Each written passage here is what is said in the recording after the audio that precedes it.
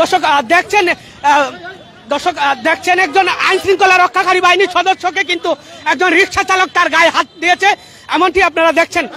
তার কারণ বলে এখনো কিন্তু জানা যায়নি। দর্শক দেখছেন হঠাৎ করেই কিন্তু আইন শৃঙ্খলা রক্ষাকারী বাহিনীর যে আমার গাড়ি, আমি ওনার পায়ে ধরছি, আমার গাড়ি দেয় নাই, আমি ওনার পায়ে পর্যন্ত ধরছি স্যার। আমি কি দিন আইলো রে ভাই?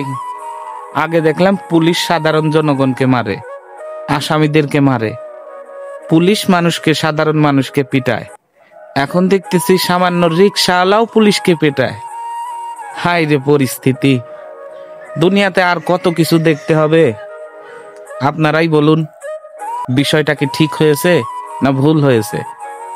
তা আমি যতদূর মনে করি যে আসলে পুলিশের সঙ্গে এই অন্যায়টা ঠিক হয় নাই। আর যাই করুক, সে আমাদের আইন শৃঙ্খলা বাহিনী, আইনের রক্ষক। সে যদি অন্যায় করে থাকে তাহলে তার সর্বোচ্চ শাস্তি হওয়া উচিত, কিন্তু একজন সাধারণ নাগরিকের পুলিশের গায়ে হাত দেওয়া ঠিক নয়।